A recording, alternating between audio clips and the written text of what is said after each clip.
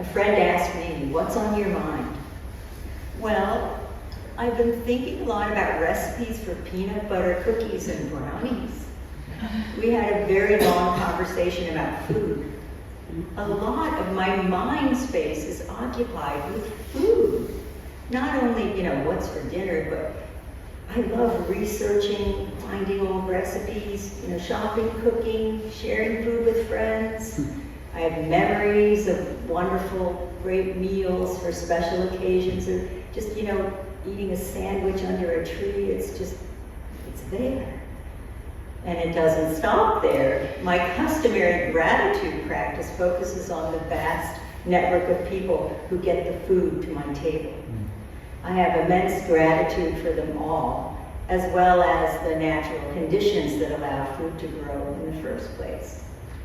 So thanks to my friend who asked me, what's on your mind, I realized I hadn't really noticed how much of my mind is taken up with food.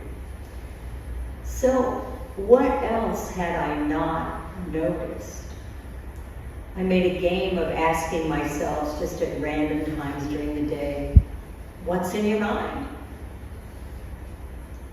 This was to cultivate mindfulness so I just wouldn't be going through the day on automatic pilot. If we all were to play what's in your mind right now, it would probably look like this. Lots of routine tasks, ideas, things we learned, opinions, predictions, expectations, and stories we tell ourselves about past events. This is where our habit mind likes to hang out. We run these storylines based in the past, and we also run storylines about the future, what might happen, what we should do, or want to do, or don't want to do, what someone else should do or won't do, what we deserve, and what if we get lucky and win the lottery, or get that dream job, or find the perfect soulmate. And what if bad things happen that we have no control over? Storylines about the future come under the heading of what if? What if mind is so enticing? It draws us in. It's very, very attractive, especially if your what if is a happy and pleasant what if. This is what if based on desire, and we are deeply attached to this mindset. The flip side of this what if is the what if mind based on fear and aversion. And this can draw us in just as much as the pleasant what if.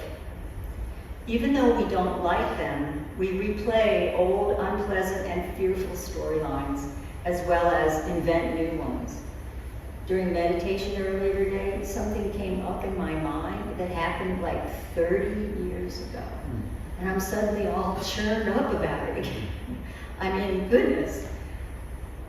We live in difficult times. People say, I just can't stand to watch the news. It's so horrible and upsetting. I do this too, and maybe a lot of you do too. Thich Nhat Hanh, in his book, The Heart of the Buddhist Teaching, describes how our senses create and feed our suffering.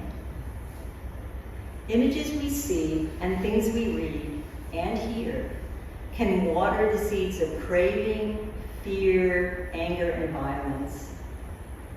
And when we feel a lack of well-being, we have ingested too many toxins through our sense impressions. He advises us that with mindfulness, we will know that looking at this or hearing that, we feel anxious or depressed. And as a result, we will know what to be in contact with and what to avoid. Sometimes disturbing thoughts and feelings just seem to arise all by themselves, not directly related to anything we saw or heard, like me earlier today during meditation. Pema Chodron writes in her book, When Things Fall Apart, fear is a universal experience. It's part of being alive, something we all share. And most of us share the desire to run away from fear or make it go away.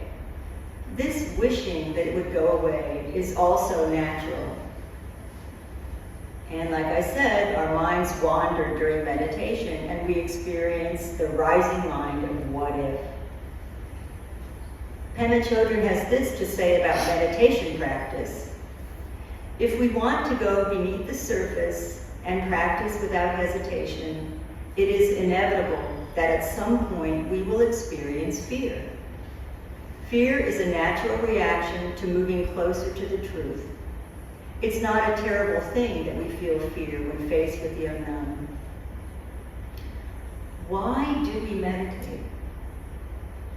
Remember that meditation practice is not a vacation from life, from truth, or from what's in our minds. Do we meditate to get to some grand place where we will feel great? When the going is tough, as that little voice in our heads said, if I meditate more, I will probably feel better. We meditate not to get somewhere, but to train our minds, to practice looking deeply, to observe, to develop a curious mind. It's that simple. Curious mind is the opposite of what-if mind. To practice deeply, we are encouraged to look at our fear, to get to know it. And again, in the words of Pema Chodron, not as a way to solve problems, but as a complete undoing of old ways of seeing, hearing, smelling, tasting, and thinking. So how do we undo those old habit mind patterns, the what-if mind? We learn to stop right when the rising mind appears. And the trick is you stop right there. Don't make up a story, don't change it, don't evaluate it, just observe with curious mind and ask, what's this? Realize this is an open-ended question. Don't get stuck in finding the answer because then you'll no longer be in the present moment. So we observe, we let go, we observe, we let go. It's just a constant little cycle there. So we experience mind states that we're attracted to based on desire, and mind states that we want to push away based on fear. But really, when we anticipate something is going to bring us pleasure or pain, we don't actually know what's going to happen. If we can accept the not knowing, we will have freedom of the present moment.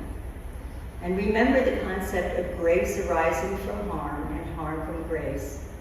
Don't be sucked in by your expectations and by your need to know. This need to know, this thinking that we can find lasting pleasure and avoid pain, is actually what keeps us in misery. Things happen that we don't like. I look back to times when it seemed like life went smoothly, and I think, when will things get back to normal? I tell a friend, I can't really plan a big trip right now. Let's wait till things get back to normal. She thinks this is a good plan. Yes, everyone agrees. It will be good when things get back to normal. We can all relax and feel secure. I'm waiting. It's been about 8 years since I had that conversation with that friend. I gradually see that what I think of as not normal actually is normal. Stuff is always happening. Why do the unpleasant, expensive, frightening things make me wish for a normalcy and security that doesn't exist? And the pleasant events are a tease that make me cling to my wish that maybe normalcy is just around the corner. I finally tell myself, yes, okay, things will never get back to normal. There is no security. This is how it is. Embracing this feels like getting into a pool of icy cold water. I try out this new mental framework, ooh, and I just kind of breathe it in, ooh, letting the truth in bit by bit. This isn't what I wanted. Just breathe. You think this is some big revelation, but nothing has actually changed. You just didn't want to see it. So I tell myself, okay, just sit with it, nothing. So yes, it grieves me that frightful things happen. There is suffering, and a lot of people don't care about being nice or loving their fellow beings. Can we let go of this wish for things to be different than how they are? This grasping at something that is just out of reach? We can use present moment awareness to change our habit mindset. We can accept that living in this constantly changing universe does give us a sense of chaos and insecurity. We can understand our place in it, understand that we are part of the chaos. We too are constantly changing, just as everything and everyone around us is constantly changing. This is inevitable. We can be curious. It can be challenging to develop a curious mindset. We feel like we own our ideas and beliefs. We identify with them. We don't want to change them or let go of them. They're mine, me, mine. We can spend a lot of time defending our ideas and beliefs, but the price we pay for being stuck in our habit minds is we may make poor decisions, or have strained relationships when people don't agree with us, or we can confuse inflexibility with integrity. We can develop a curious mindset by observing our minds closely. And when we feel a rising mind take hold, we ask ourselves, what's this? Do I need to adjust my thinking?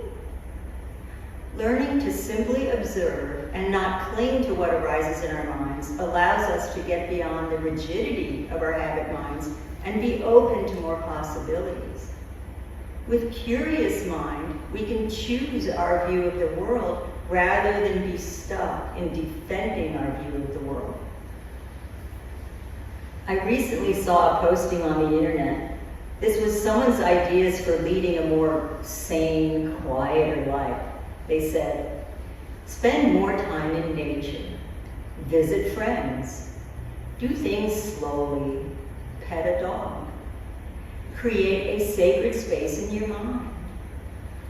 Wow, create a sacred space in your mind? Oh my God, this is a great idea. I was so struck by this.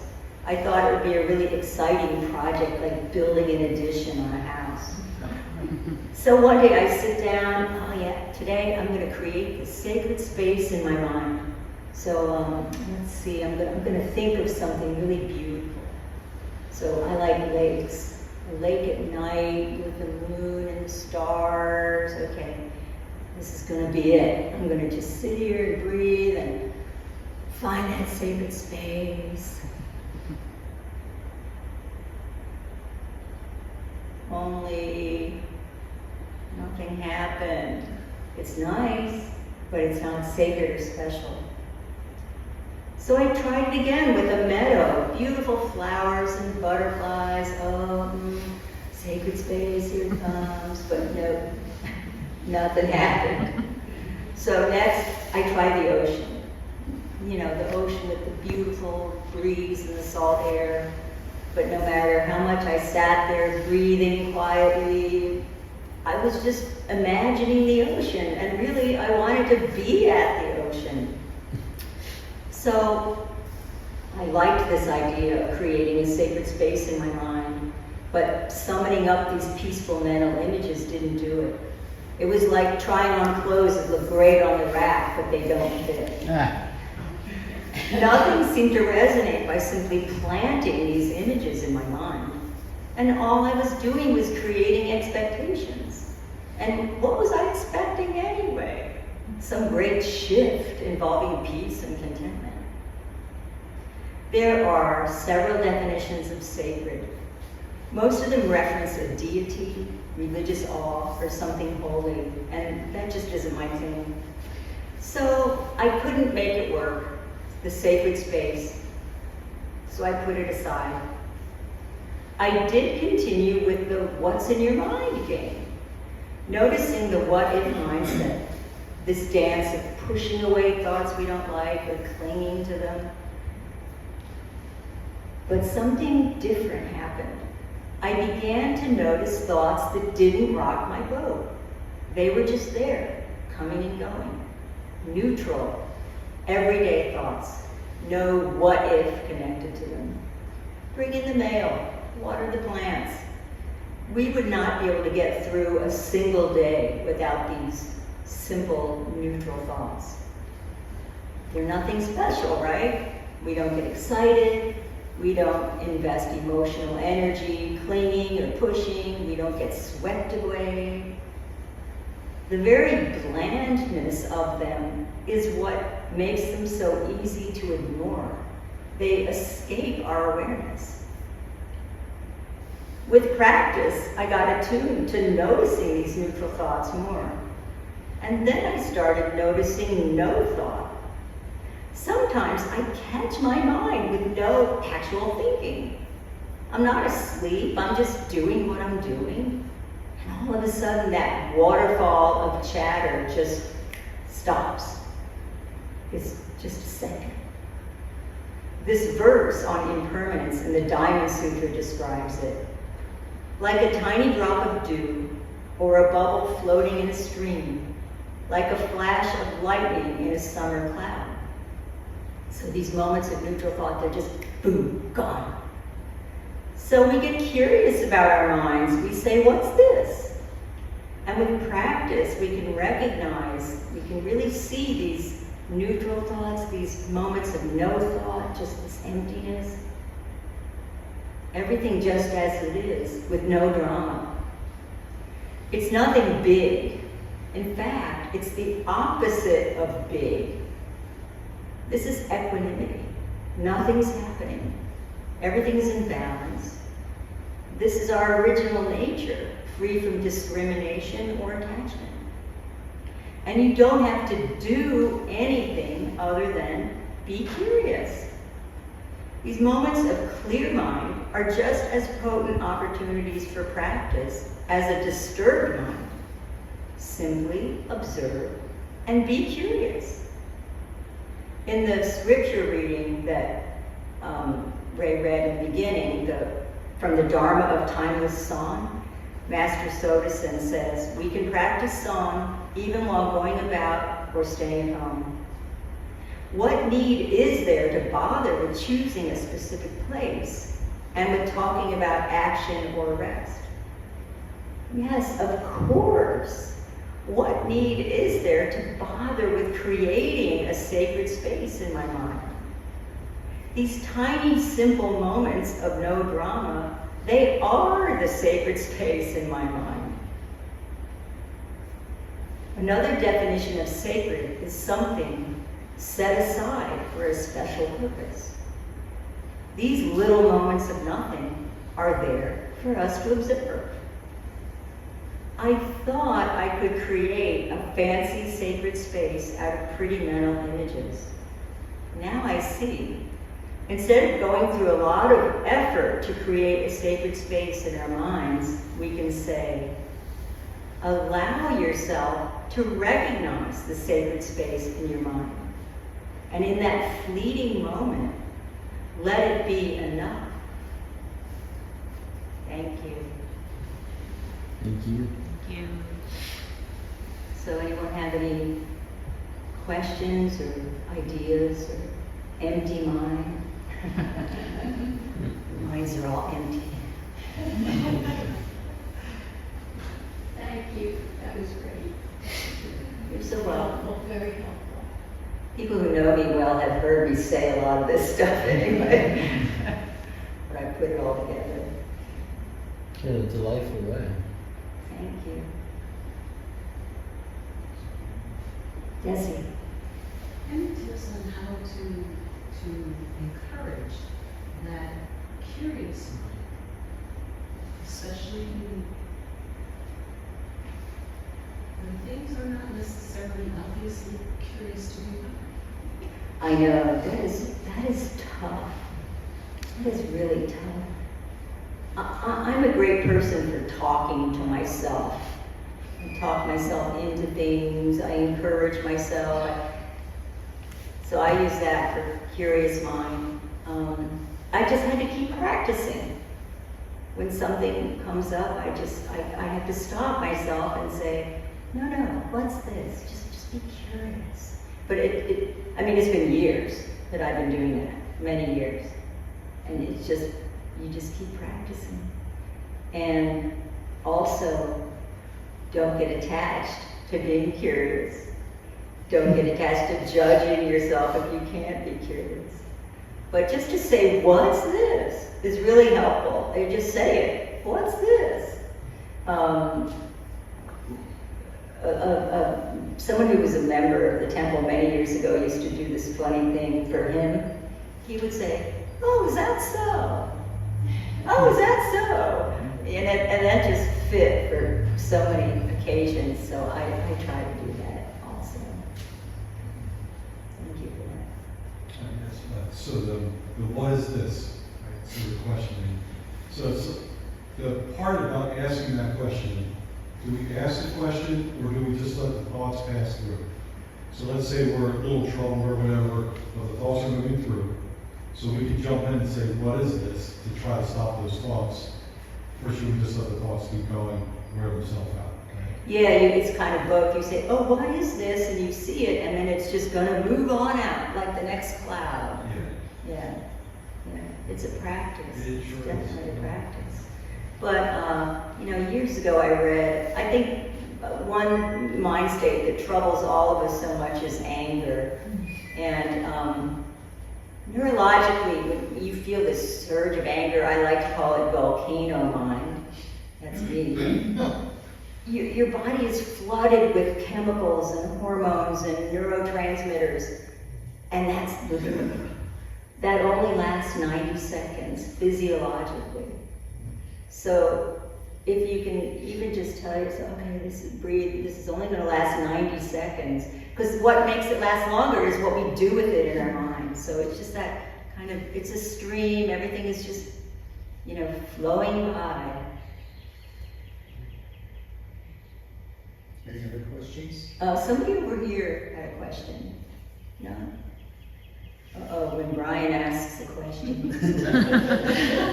No, I'm just kidding. I was actually if someone asked me a question I didn't know the answer to, I was going to let Brian. Go ahead. Just teasing you.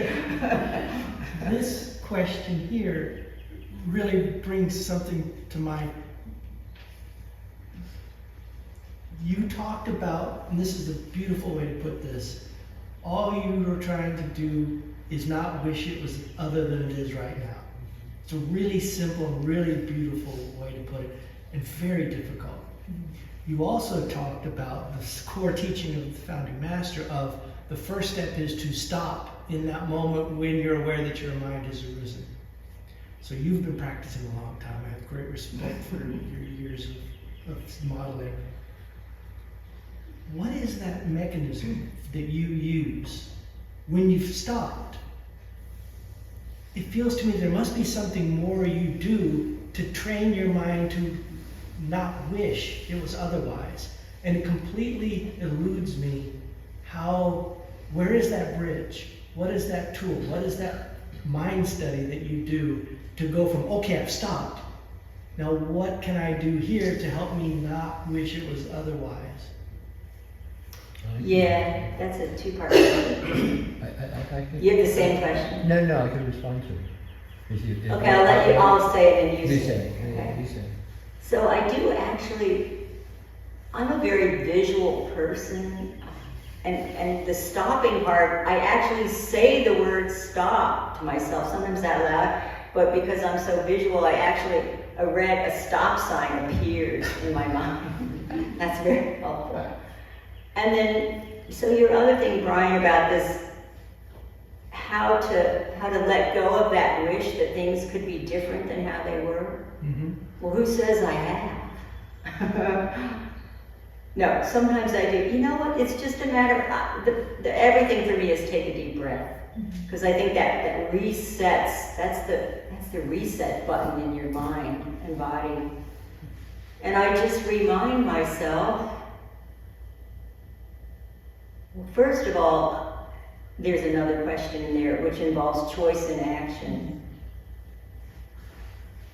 Because there's a difference between just wishing things would be different, and then there's a difference between a wise choice where maybe you do need to take some action to change something. So that's a little step in there that I didn't get into, but it's just practice. I just keep, so I'll say, you can't change whatever this is, you can't change it, and you just go with it, and then when you see what happens, then you'll know, do what needs to be done. So for you, the repetition of recognizing a moment where you are wanting something else, and that's why your mind's arising. If you recognize it and accept it over and over again, you tend to not have that state of mind come up as often in the future? Yeah, actually, I mean, it's been many years, but I can see the dial has moved, Seems very simple. It doesn't just takes always time. work, though. It So takes it's really a dedication. simple thing, but you have to have a lot of patience and take a lot of time. Yeah. It's not an instant result. There's another part of it. Yeah, very, yeah. So the other part of what I think, Brian, it acts as a bridge is when you find yourself being upset, when something's not right. If you pay attention to when you think you're right, or when there's some kind of conflict, or there's some kind of disturbance or distress, which is different than just being in habit mind. Can everyone hear what Barry's saying? Can I summarize it, or just shout it out? So what I'm saying is that, what Elizabeth was talking about was that most of the time we're in habit mind. So, things are just kind of moving along. But the thing that really brings us up short is when something makes us uncomfortable. And for me anyway, that's an opportunity to use what you're talking about, to stop. Not just to act on impulse or habit, or to really more and more reflect upon, or be able to reflect on that moment. And I'm not so good at it, Still I'm practicing all the time, but it's like a source of practice for me, Brian. In terms of there being like a kind of something that, there's a knock, and it allows there to be a stop. That's how I saw it.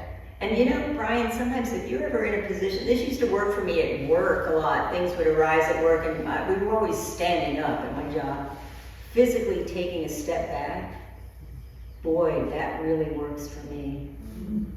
You're not always in the place. I mean, I had a spectacular failure of all of this earlier in the week, and the volcano mine was just there. I went off, and it was like the next day I'm thinking, well, I forgot to stop. I forgot to say what's this. Yeah. Georgia. Yeah, I thank you for your talk. It was wonderful. For me, there was a point that I had to learn acceptance of what is at that moment, and then I had to struggle with taking it a step further, that I'm responsible for creating this. And I used to struggle with that, like, oh no, I'm not responsible for this. And then I read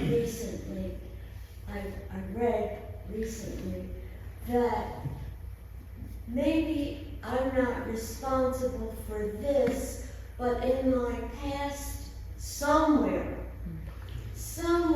in this karma of my essence, I, in that sense, I'm responsible for that. And I used to struggle with that, but now I've come to accept that this situation came from somewhere in my journey, whether it's before I got here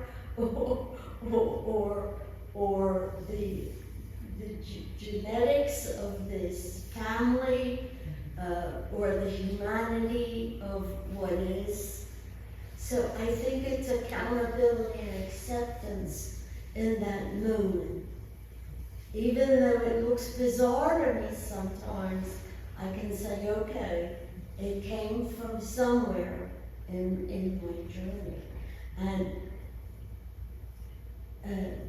Reverend Kim taught me that lesson, because one day she said, I can accept this, what is. So whatever it is, I've learned to say, okay, I created it somehow, you know.